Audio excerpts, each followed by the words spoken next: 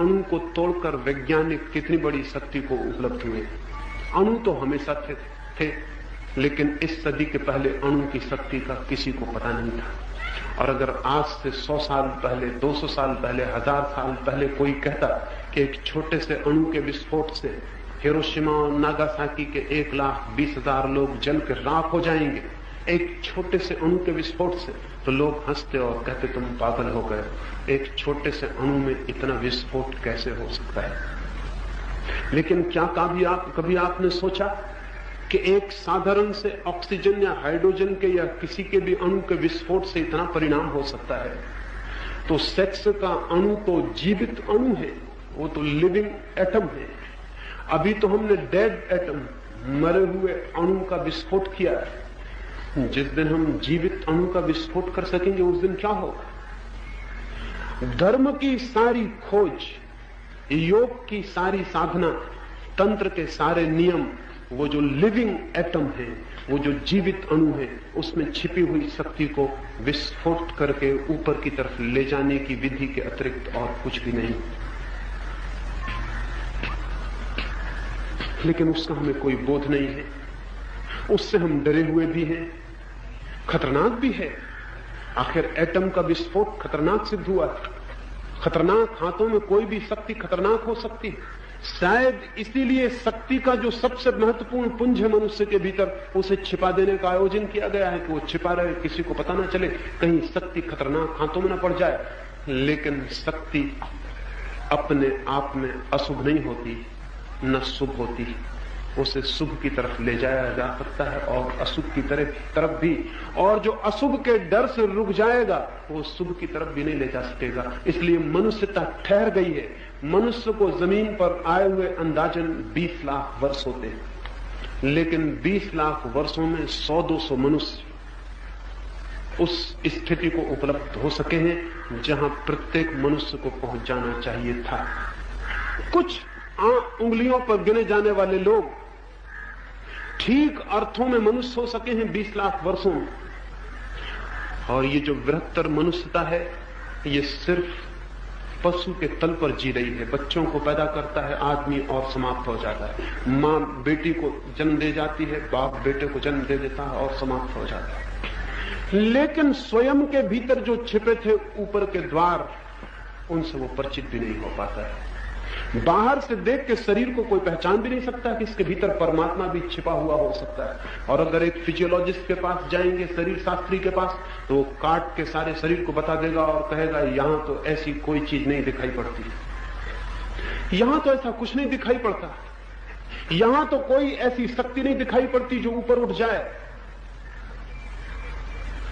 नहीं दिखाई पड़ती है।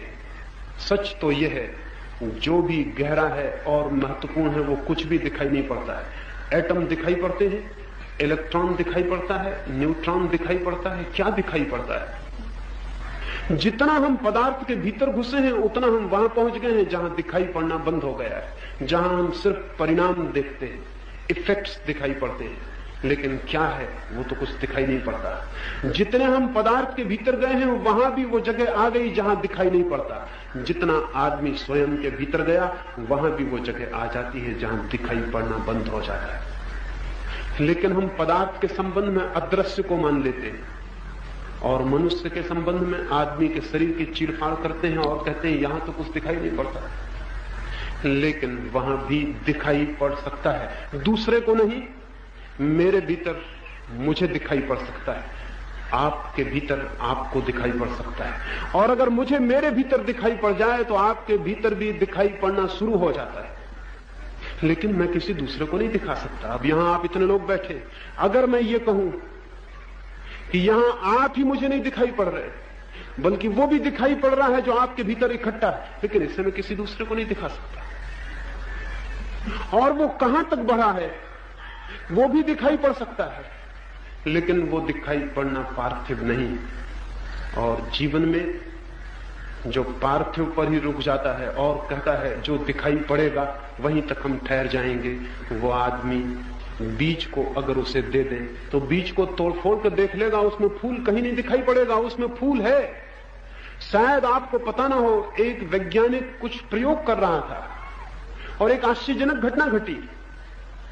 वो एक बहुत ही बारीक दूरबीन से किसी बीज को देख रहा था और देख के हैरान हुआ कि जब उस बीज को देख रहा था, अचानक एक क्षण को उसे फूल दिखाई पड़ा, बीज नहीं था। उसने आंखें तिलमिला के उसने आंखें वापस गौर से देखा, लेकिन उसे फिर भी फूल दिखाई पड़ा। दूरबीन अलग की है तो वहां बीज, वो दूसरों को बताने लगा, लेकिन दूसरों को तो वहां कुछ नहीं, बीज ही दिखाई पड़ता था। वो वैज्ञानिक उस बीज को बोया, उस बीज में फूल आया और वो देख के दंग रह गया कि वो फूल वही है जो उसे दूरबीन से दिखाई पड़ा था। ये तो बिल्कुल असंभव मालूम पड़ता है, लेकिन बहुत असंभव नहीं भी है, क्योंकि फूल किसी न किसी अर्थ में बीज के भीतर छिपा है।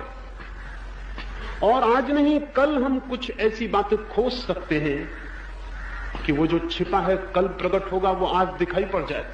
जो भविष्य में है वो आज दिखाई पड़ जाए।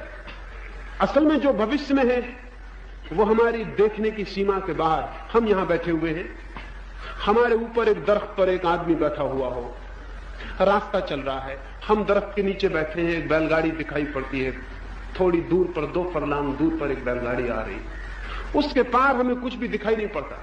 उसके पार भी कोई बैलगाड़ी आती है लेकिन हमें दिखाई नहीं पड़ती। वो दरख्त पर बैठा हुआ आदमी कहता है एक बैलगाड़ी और है, लेकिन हम कहते हैं हमें दिखाई नहीं पड़ती, नहीं हो सकती।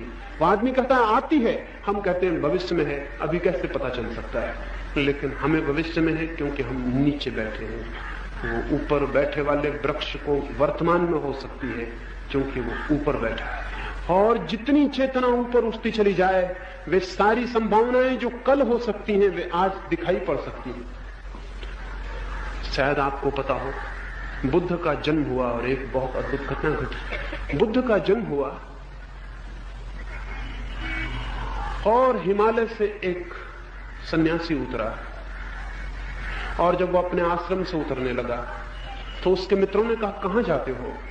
उसने कहा मैं जाता हूं उस व्यक्ति का जन्म हुआ है जो शीघ्र ही बुद्ध हो जाएगा, लेकिन तब तक मैं नहीं बचूंगा। मैं उसका बुद्ध रूप में कभी भी दर्शन नहीं कर पाऊंगा, मैं उसका अभी दर्शन कराता हूं। वो सन्यासी बुद्ध के घर आया। बुद्ध के पिता अपने छोटे से बच्चे को लेकर उसके सामने आए। उस सन्यासी ने पैर पड़े और उसकी आंख से आंसू बहने लगे। बुद्ध के पिता बहुत घबरा गए और उन्होंने कहा आप रोते हैं, आशीर्वाद दें। आप रोते हैं तो हम घबराते हैं, कोई अपशगुन तो होने को नहीं। उस वृद्ध सन्यासी ने कहा नहीं, अपशगुन होने को नहीं है, मैं अपने लिए रोता हूं। जिसे मैं बीज की तरह देख रहा हूं इसे मैं फूल की तरह नहीं देख पाऊंगा। मैं तो खत्म हो जाने को हूं 6 महीने, ये फूल खिलेगा लेकिन मैं नहीं देख पाऊंगा। ये व्यक्ति बुद्ध होगा, ये जागेगा, इसकी छाया, इसके प्रकाश के नीचे बहुत लोगों को बहुत कुछ दिखाई पड़ेगा। मैं चूक जाऊंगा, मैं वंचित रह जाऊंगा। बुद्ध के पिता को कुछ भी समझ में नहीं आता है। एक बीज के पास बैठकर कोई फूल की बात करने लगे तो हमको समझ में आएगा। एक बीज के पास बैठ के फूल की बात करने वाला पागल मालूम होगा। बुद्ध के पिता को भी वो आदमी पागल मालूम हुआ था। लेकिन जब बुद्ध का फूल खिला तो बुद्ध ने क्षमा मांगी, बुद्ध के पिता ने क्षमा मांगी कि मैं हंसा था उस दिन उस बूढ़े आदमी पर। मुझे क्या पता था, मुझे क्या पता था कि चीजें आगे दिखाई पड़ सकती हैं। हम सबके भीतर भी छिपा है जो वो आगे की पूरी खबरें अभी दे रहा है। अगर हम खोजने चलें तो हमें पता चलेगा वो कितने दूर तक विकसित हुआ है। अगर कोई व्यक्ति जिज्ञासा करे और सेक्स के केंद्र के आसपास ध्यान को मंडराए, ध्यान को वहां ले जाए और देखे कि वहां क्या हो रहा है, तो वहां शक्ति के कंपन मालूम पड़ेंगे। वे कंपन कहां तक आते हैं, वहीं तक हमारे विकास की अवस्था है। उसके ऊपर तक उन कंपनों को लाना है, उन्हें वहां तक लाना है जहां मस्तिष्क के आखिरी छोर तक वे कंपन पहुंच जाते हैं और जहां जीवन की पूरी धारा जग जाती है। इस सेक्स के केंद्र पर सोई हुई शक्ति का नाम कुंडलनी है। वो सोई है कुंडल लगा के, जैसा सांप सोया हो। वो जाग जाए तो फन की तरह उठ जाती है ऊपर तक। वो जो देखे होंगे कुछ जैन तीर्थंकरों की मूर्ति पर सांप का फन उठाए हुए, तो आप ये मत सोचना कि वो कोई सांप उनके ऊपर आ गया था या कहानियां गढ़ी हुई हैं कि वो बैठे थे और सांप ने आके छाया कर दी। वो सब फिजूल की बातें हैं। वे प्रतीक हैं, वे उस शक्ति के प्रतीक हैं जिसने अपना सारा कुंडल छोड़ दिया और जिसका फन आके पूरा खिल गया, पूरा फूल बन गया, ऊपर जाके प्रकट हो गया। वो कुंडल मारे हुए शक्ति प्रत्येक के भीतर छिपी हुई है। उसी शक्ति का नाम जीवन शक्ति है। और हम सबके भीतर वो काम के केंद्र के पास ही सोई पड़ी है, उसके ऊपर नहीं उठ पाती।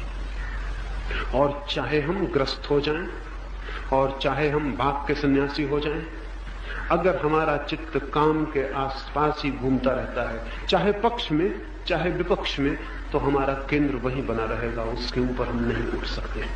उसे ऊपर उठाना एक वैज्ञानिक प्रक्रिया है। उस वैज्ञानिक प्रक्रिया में पहली बात है पहचानना, रिकॉग्निशन कहां है। ये मैं आपके ऊपर हाथ रख के कह सकता हूं कि यहां है, लेकिन मेरे हाथ रख के कहने का कोई बहुत प्रयोजन नहीं है। या आपको ही अपने भीतर शांत कभी घड़ी आधा घड़ी 24 घंटे में खोज के बैठ जाना पड़ेगा कि खोजें कि मेरी जीवन की ऊर्जा कहां है, कहां है मेरे जीवन की ऊर्जा। आप हैरान होंगे, आज से 300 वर्ष पहले तक ये पता नहीं था कि शरीर में खून चक्कर लगाता है। यही पता था कि खून भरा हुआ है। 300 साल पहले तक 20 लाख साल से आदमी जमीन पर है, उसे ये पता नहीं था कि खून चक्कर लगाता है। उस तरफ ध्यान नहीं दिया था, कैसे पता चलता है। हम समझते थे खून भरा हुआ है, कहीं से काटो खून निकल आता है, जैसे किसी बर्तन में पानी भरा हो ऐसा खून भरा हुआ है। ये तो अभी 300 वर्षों में पता चला कि खून चक्कर लगाता है। कुछ थोड़े से लोगों को पता चला है कि सेक्स की ऊर्जा ऊपर की तरफ भी उठती है। अधिक लोगों को यही पता है कि वो नीचे की तरफ ही जाती है। जिनको ये पता है वो नीचे की तरफ ही जाती है, वो एक बात ध्यान में ले लें, जो चीज भी नीचे जा सकती है वो चीज ऊपर भी जा सकती है। जो चीज भी नीचे ले जा सकती है वो ऊपर भी ले जा सकती है। और जितने दूर तक नीचे ले जा सकती है उतने ही दूर तक ऊपर ले जा सकती है। कभी किसी वृक्ष के पास जाए, ऊपर वृक्ष दिखाई पड़ता है, जितना वृक्ष ऊपर दिखाई पड़ता है ध्यान रहे जड़ें उतनी ही नीचे गई होंगी, और जितनी जिस वृक्ष की जड़ें गहरी जाती हैं उस वृक्ष का तना उतना ही ऊपर उठ जाता है। जिस वृक्ष को स्वर्ग छूना हो उस वृक्ष को नीचे पाताल तक जड़ें भेजना पड़ेगी, उसके बिना कोई वृक्ष स्वर्ग नहीं छू सकता। लेकिन कोई आदमी कहे कि हम एक ऐसे वृक्ष को जानते हैं जिसमें ऊपर तो कुछ भी नहीं जाता, जड़ें बस नीचे ही नीचे जाती हैं, हम कहेंगे वो आदमी पागल है, और या फिर उसे ऊपर के वृक्ष का कोई पता नहीं। क्योंकि ये दोनों चीजें संतुलित होती हैं, ऊपर और नीचे संतुलित है, बीच में केंद्र है। नीचे की तरफ भी यात्रा संभव है, ऊपर की तरफ भी यात्रा संभव है, और जितनी पॉसिबिलिटी है नीचे जाने की, जितनी संभावना है नीचे जाने की, उतनी ही संभावना है ऊपर जाने की।